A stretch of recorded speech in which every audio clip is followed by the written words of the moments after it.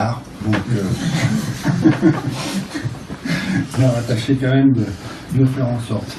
Alors donc, on va évoquer essentiellement là, le travail qui a été fait dernièrement sur la levade du Médoc. Alors c'est un axe qui est connu en fait sur certaines de ses parties depuis très longtemps. Alors là, on reviendra probablement dans la suite là, sur les problèmes de représentation cartographique. Là, on a essayé en fait, Brochuriou et moi, de représenter un maximum d'éléments significatifs à notre sens de l'environnement, en fait, de cet axe supposé, en prenant en compte en particulier les éléments naturels. Les éléments naturels, on peut remarquer que la voie ne passe pas n'importe où, elle passe à la limite en fait entre les terres sableuses et humides et mal drainées qui constituent le corps de la péninsule et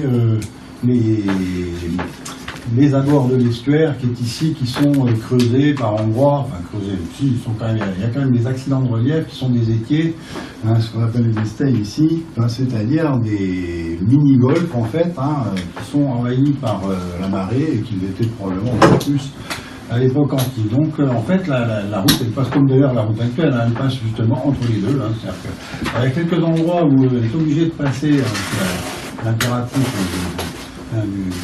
du coup partant, ce que l'on entendait tout à l'heure, là on lui a posé un tracé plus rectiligne, et dans ce cas-là, on observe que la route forme un dôme bien caractérisé, en fait, qui est un tas de sable, mais de grave, en fait, de gravier. Voilà, donc ça, je reviens sur la vue précédente. Il y a eu toute une étude, quand on n'est pas dans les détails, qui va être publiée dans l'Aquitania, qui va sortir incessamment tout peu d'après Alain, et où on a matérialisé ce qui est connu, en particulier ce qui donne son nom à la levade, c'est-à-dire le trajet où là il y a effectivement une levée de terre, ici aussi, et puis ce qui l'est moins, c'est-à-dire là où on est réduit aux suppositions, en fait, à partir de quelques indices.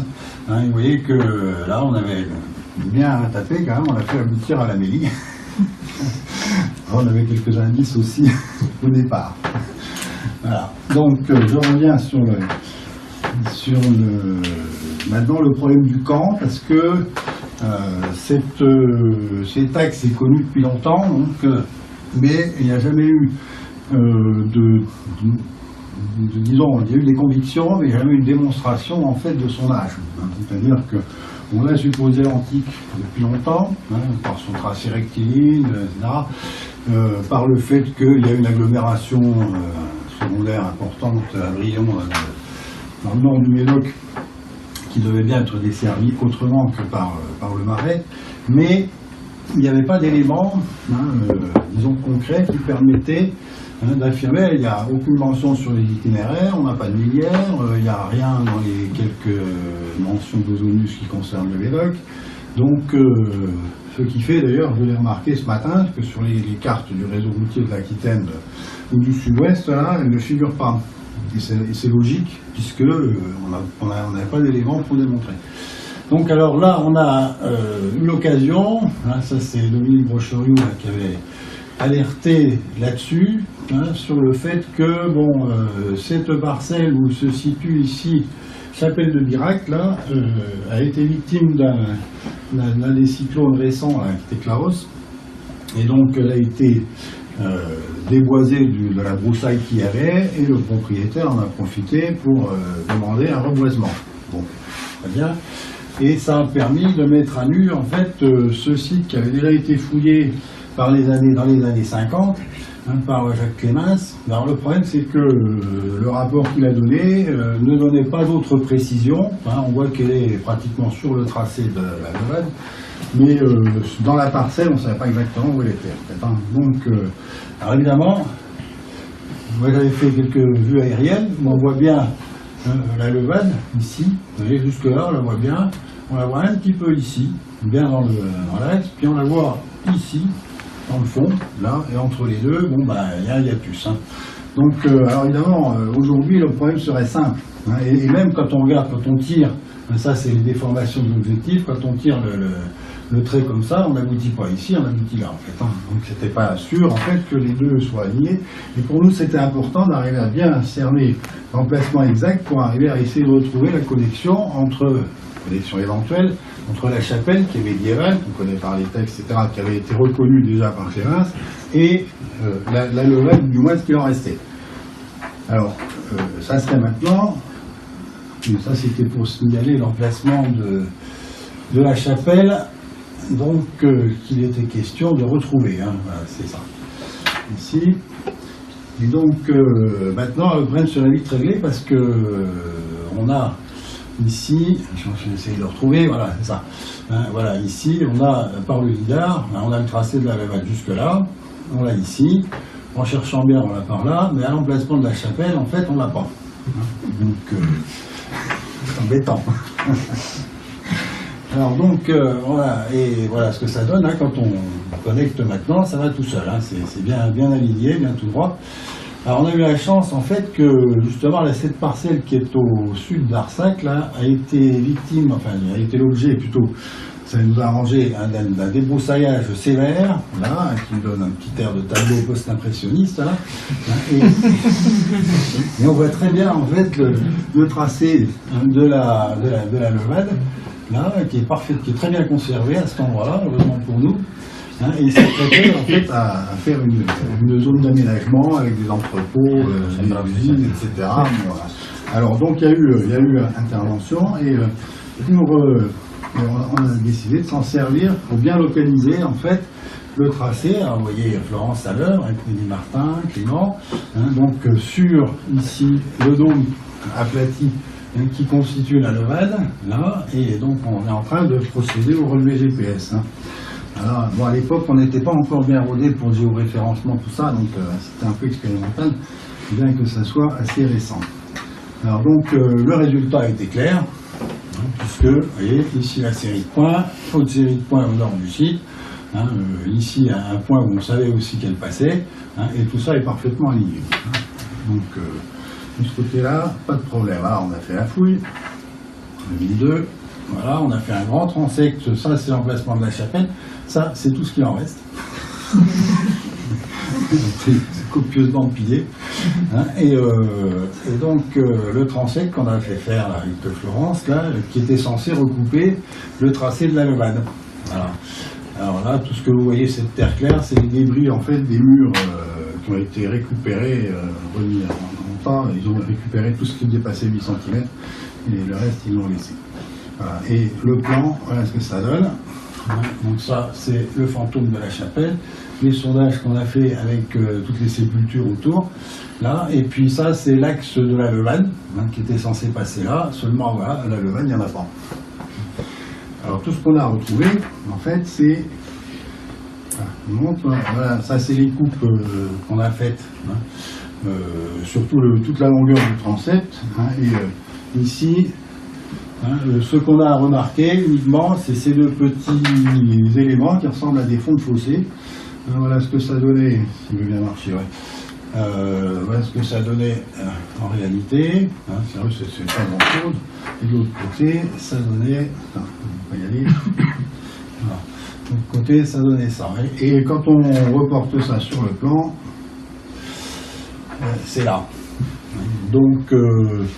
par conséquent, hein, ça fait partie des hypothèses crédibles, disons, hein, que ça serait ce qui reste en fait de la levade qui aurait été tout simplement, le dôme aurait été utilisé, le dôme sableux, pour étaler, hein, faire une espèce de plateforme un petit peu surélevée pour installer la chapelle avec sa sauveté et le hameau, hein, et quelques champs cultivés qui étaient autour. Alors, voilà, ça c'est les éléments qu'on a. Alors maintenant, on est allé un petit peu plus loin parce que quand on a fait les études autour, je me suis rendu compte que en fait, le dôme de la levade, hein, tel qu'il apparaît à Boutul, c'est-à-dire la partie sud, n'était pas symétrique. D'ailleurs, en fait, c'est comme s'il y avait en fait un petit dôme par-dessus le dôme principal.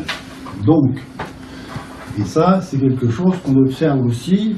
Hein, vous voyez ça c'est à la limite sud de la parcelle, hein, on voit bien le dôme hein, de la levade, et on voit ici que sur la droite, il y a une partie qui est faite d'une grave qui est différente en fait de l'autre. Donc on a utilisé ça à titre de vérification, pour pratiquer un sondage. Alors là aussi, on a utilisé une action destructive hein, venant des exploitants agricoles là, qui ont creusé un drain extrêmement profond, hein, qui fait à peu près 2-3 mètres de profondeur. Hein, seulement, ça recoupe à peu près, ça c'est les points GPS, donc la levade passe comme ça. Hein, et donc ici, hein, on voyait apparaître en coupe des éléments en fait de la levade. Hein, donc on a, moyennant quelques redressements, on a fait un croquis en coupe de la levade. Alors au début, j'ai rien compris. Et en fait, je me suis rendu compte que ce qu'on voit, la traînée blanche qu'on voit, en fait, c'est des éléments détruits de la levade, c'est ça. L'interprétation que je leur donne à l'heure actuelle, c'est qu'il y a eu une première levade qui est ici et là, avec ces deux fossés de bordure, qui a été détruite probablement par l'utilisation intensive, qui a été rechargée ici, qui a continué à se détruire, hein, et pour laquelle, quand on a décidé de remettre l'axe un petit peu en activité, on a reconstruit en fait sur un des côtés hein, un deuxième dôme, si vous voulez, plus petit, hein, qui serait donc un deuxième état. Voilà, alors maintenant, c'est une interprétation, évidemment. Alors, maintenant, quand il se concerne l'utilisation de la levade, autre pratique quelque peu condamnable qu'on a utilisée, hein, sans aucun scrupule, hein, c'est que il s'est trouvé qu'il y avait un prospecteur utilisant un détecteur de métaux qui s'est intéressé au site depuis longtemps, et on a eu la chance que ça soit quelqu'un d'assez consciencieux et d'assez formé pour qu'il note à chaque fois l'endroit de ses trouvailles. Donc on a pu comme ça dresser une cartographie, le livre qu'il a fait, hein, des monnaies qu'il a trouvées. Alors là, c'est le site de l'Irak. Hein, alors on voit que bon, il y a tout un tas de monnaies oranges. Ça, si je me souviens bien, c'est des monnaies médiévales. Hein, quelques monnaies modernes hein, qui sont dispersées. Et puis alors, il y a des monnaies. Et ce qui est en rouge, c'est les monnaies antiques. Alors, ce qui est intéressant, c'est qu'il y a effectivement une dispersion de monnaie antique, alors que sur le site, on n'a trouvé absolument aucun élément hein, d'occupation antique, à part un ou deux bouts de tégula, mais qui ne signifie pas grand-chose. Hein, le toponyme vient d'ailleurs, etc. Donc, en fait, ce qu'on pense, c'est que, enfin, ce que je pense moi, hein, c'est que les monnaies qu'on a trouvées viennent de la destruction, en fait, du dôme de la... Hein, qu'ils ont été éparpillés au moment où a été constituée la plateforme, où a été installé le hameau. Hein, et par contre, ce qui est tout le temps plus intéressant, c'est de voir qu'on a un certain nombre de monnaies antiques qui sont pile pour l'axe. Donc ça pourrait nous donner quelques indications sur l'utilisation de cette levade. Voilà. Et puis il y a aussi d'ailleurs quelques monnaies médiévales, pourtant que je me souvienne, hein, donc qui apparaissent pas bien ici, hein, mais là, il y en a pas beaucoup, il y en a une ou deux en fait. Hein. C'est tout. Donc voilà, donc l'hypothèse de travail, si vous voulez, hein, c'est que la levade aurait été utilisée dans l'Antiquité, qu'ensuite elle aurait été éventuellement réutilisée sous une autre forme à l'époque médiévale, à certains endroits. À celui-là, oui. Pourquoi? Parce que tout simplement, je ne vous l'ai pas montré, mais on le voyait un petit peu derrière, hein, quand j'ai essayé de reprendre un petit peu en arrière, si vous me permettez.